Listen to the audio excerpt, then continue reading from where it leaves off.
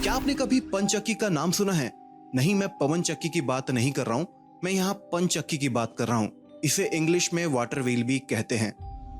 आज से 20-30 साल पहले जब गांव देहात में बिजली और पानी की सुविधाएं इतनी कॉमन नहीं हुआ करती थी, तो लोग अपना अनाज और गेहूं वगैरह पिसवाने के लिए इन्हीं पंचक्की की तरफ जाते थे। अब तो खैर गांव देहात में बिजली पहुंच चुकी है और इलेक्ट्रिक व्हील का इस्तेमाल किया जाता है, लेकिन आज भी उत्तराखंड और हिमाचल के कई इलाकों में इन पंचक्की का इस्तेमाल कॉमनली किया जाता है। वाटर व्हील में ना दरअसल एक बड़े पहिए को जोड़ा जाता है, जिसका आधा हिस्सा नदी या नहर में डूबा रहता है। जब नदी या नहर में पानी छोड़ा जाता है तो ये पहिया घूमने लगता है। इससे जुड़ी पंचक्की भी घूमने लगती है। तो इस तरीके से ये पंचक्की कुछ फंक्शन करती है। पहाड़ों में इसे घट या घराट नाम से जाना जाता है। ये कहानी हमें भेजी है नितिन बिष्ट जी ने, जो उत्तराखंड के पौड़ी जिले के एक गांव से बिलोंग करते हैं। नितिन और उनके दो दोस्तों के साथ ये घटना तब घटी जब वो 18 से 20 साल की उम्र के आसपास के थे। अच्छा, नितिन जो थे वो अपने माँ बाप के इकलौते लड़के थे और इनके जो पिताजी थे वो उस दौरान दिल्ली में नौकरी किया करते थे और छुट्टियां ले लेकर गांव उनका आना जाना लगा रहता था। नितिन, तेरा कुछ काम धाम है या नहीं? दिन भर बस आवारागर्दी करना, खाना और सोना। तीसरा और कोई कुछ काम है तुझे या नहीं? कब से बोल रही हूं कि गेहूं रखे हुए हैं, घर में आटा खत्म हो रहा है, जाकर इन्हें पिसवा लिया, लेकिन तू है कि सुनता ही नहीं है। तुझे कोई पड़ी नहीं है, मैं अकेली खुद कितना काम करूं। एक दिन ये बात नितिन की मां ने नितिन से बहुत ही गुस्से में बोली। नितिन अपनी मां को बोलता है कि जब देखो आप मुझे डांटती रहती हो। ठीक है, आज रात चला जाऊंगा, अभी मुझे अपने दोस्तों के साथ खेलने जाना है। इस पर नितिन की मां उसको वापस से टोकती है और बोलती हैं कि तुझे कितनी बार समझाया मैंने कि शाम होते ही उस तरफ नहीं जाना है। तुझे पता है ना, घराट के बगल में शमशान भी है। अभी कुछ टाइम पहले मोहल्ले का लड़का विपुल भी वहां अपने दोस्त के साथ गया था। जब से वहां से आया है तब से पागल सा हो गया है, ऊल जुलूल हरकतें कर रहा है। कल रात उसने अपनी मां को भी काट लिया। नींद में भी बड़बड़ाता रहता है कि बचा लो मुझे, बचा लो मुझे। तो कुछ भी हो जाए तू रात को वहां नहीं जाएगा। लेकिन नितिन कहां मानने वाला था।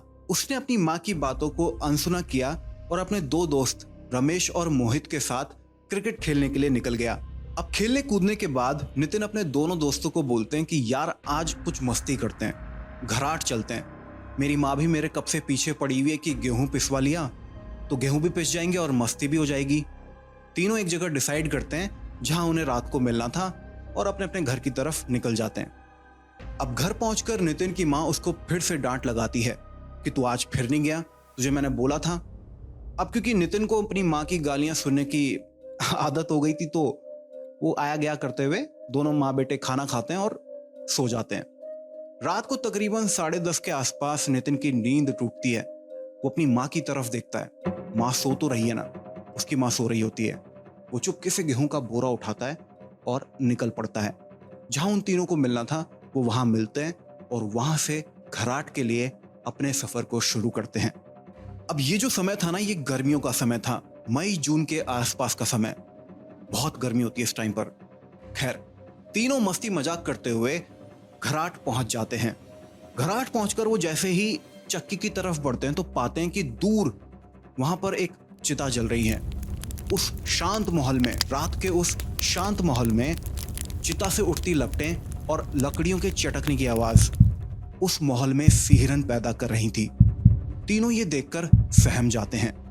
अब रमेश और मोहित ये देखकर कुछ ज्यादा ही डर गए थे, लेकिन नितिन उनको हौसला देते हुए कहता है कि डरो मत, मेरी माँ कहती है कि जब ऐसा कुछ देखो तो राम नाम बोलकर हाथ जोड़ लेने चाहिए।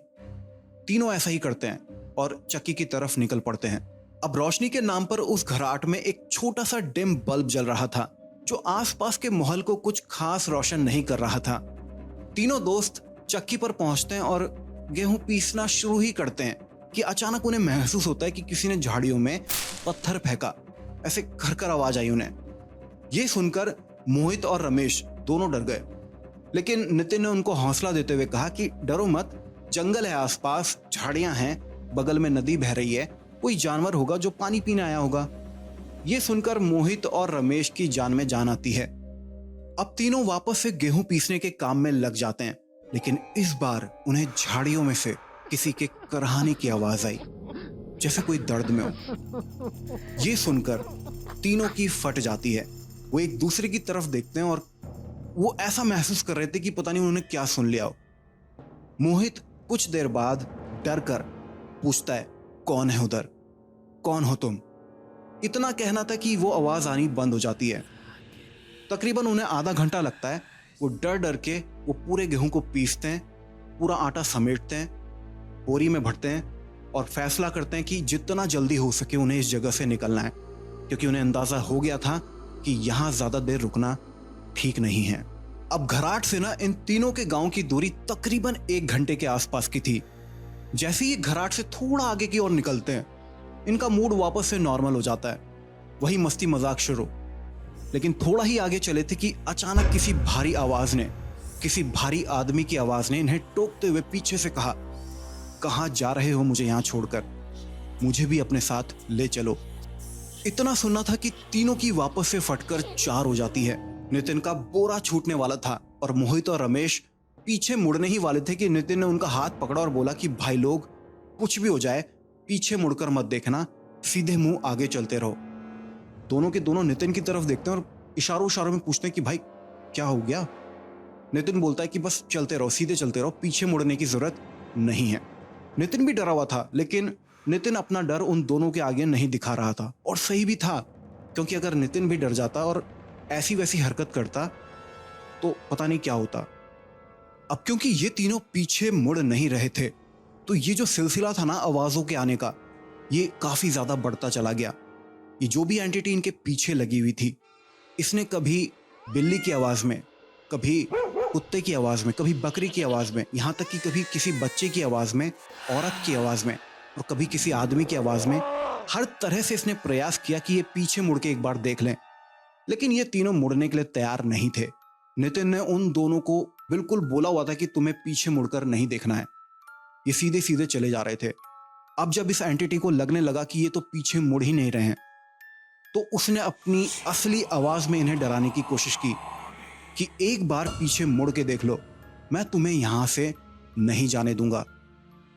तीनों का डर के मारे बुरा हाल था। ऊपर से ये जो एंटिटी थी पीछे, ये बार बार इनको उकसा रही थी कि ये एक बार पीछे मुड़कर देख लें।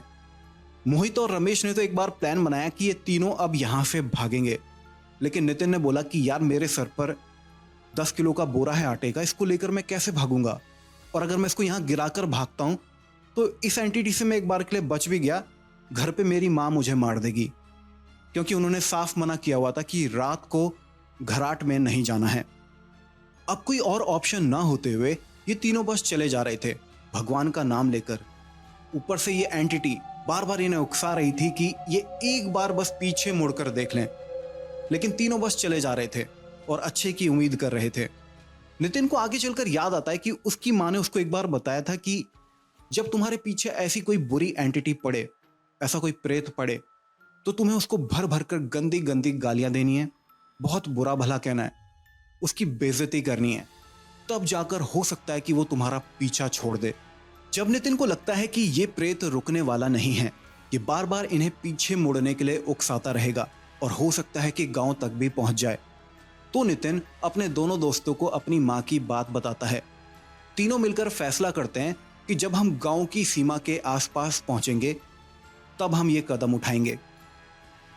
अब चलते चलते तीनों जैसे ही गांव की सीमा के पास पहुंचे तो नितिन ने अपने आटे का बोरा नीचे रखा, एक हाथ में तीनों ने चप्पल उठाई, एक हाथ में पत्थर उठाए, पत्थर ऐसे पीछे फेंकने शुरू कर दिए और उसको इतना बुरा भला कहा, इतनी बुरी बुरी गालियां दी कि क्यों हमारे पीछे पड़ा हुआ है, जाके अपने परिवार वालों को परेशान कर, हमें परेशान करना छोड़ दे, हमारे पीछे आना बंद कर दे। इन सभी वाक्यांश में गालियां भी शामिल थी। कुछ देर के बाद पीछे से आवाजें आना बंद हो गईं, जिसके बाद तीनों ने राहत की सांस ली और फैसला किया कि वो ये जो भी वाकया हुआ है इसको घर पर किसी को नहीं बताएंगे। इसी वादे के साथ तीनों सीधे अपने घर की तरफ भागे और कुछ इस तरह से नितिन, रमेश और मोहित ने उस रात उस प्रेत से अपनी जान छुड़वाई और कसम खाई कि आज के बाद रात होते ही वो उस घराट की तरफ देखेंगे तक नहीं। अच्छा, वैसे उत्तराखंड में ना आपको ऐसे किस्से, ऐसे भूतिया किस्से, छोटे मोटे भूतिया किस्से लगभग हर घर में सुनने को मिलेंगे, क्योंकि मैं खुद भी उत्तराखंड से हूँ, तो मेरी फैमिली में भी बहुत कुछ हो रखा है और मैं वो सब आपको इसी प्लेटफॉर्म पर, इसी चैनल पर सुनाने वाला हूँ जल्दी ही। चैनल को सब्सक्राइब कर लेना। साथ ही आपके पास भी अगर ऐसा कोई किस्सा है तो आप मुझे इस ईमेल आईडी पर शेयर कर सकते हैं। चलिए, मैं मिलता हूं अब आपसे एक नई वीडियो में एक नई कहानी के साथ। तब तक के लिए नमस्कार।